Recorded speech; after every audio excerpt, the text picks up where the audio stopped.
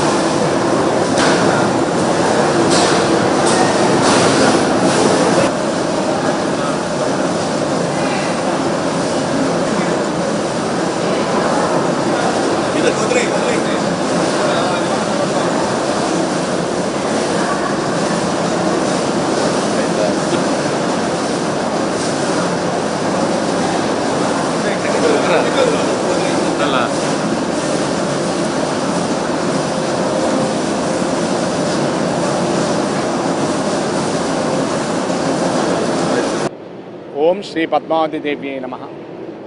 పద్మప్రియే పద్మిని పద్మహస్తే పద్మాలయే పద్మదళాయతాక్షి విశ్వప్రియే విశ్వమనోనుకూలే తద్వాద పద్మం మహి సన్నిధత్వ. సాక్షాత్ వైకుంఠవాసిని అయినటువంటి ఈ మహాలక్ష్మి అంశ అయినటువంటి పద్మావతి తాళ్ళవారి ఈ విశేషముగా ఈ సంవత్సరానికి 4 మార్లు ఈ కోయిలాల్వార్ తిరుమంజనం చేయడం విశేషమే, అందరికీ విదితమే. బ్రహ్మోత్సవ కాలంలో మరియు పవిత్రోత్సవ కాలంలో మరియు వసంతోత్సవానికి ముందు తరువాత రసప్తమికి 4 మారుల ఈ యొక్క కోయిల్ ఆల్వార్ తిరుమంజనం చేయడం వసంతమే. కోయిల్ ఆల్వార్ తిరుమంజనం అంటే ఆలయ శుద్ధి కార్యక్రమం. పసుపు, చందనము, లేపనము మొదలైనటువంటి లేపనమును తయారు చేసి మరియు గోడలకంతా పూసిన తర్వాత ఎటువంటి క్రిమికీటకాలు లేకుండా అమ్మవారి యొక్క లేపనంలో ఉంటుంది. కావున ఈ యొక్క కోయిల్ ఆల్వార్ తిరుమంజనం చేయటకు వస్తున్నది విధమే.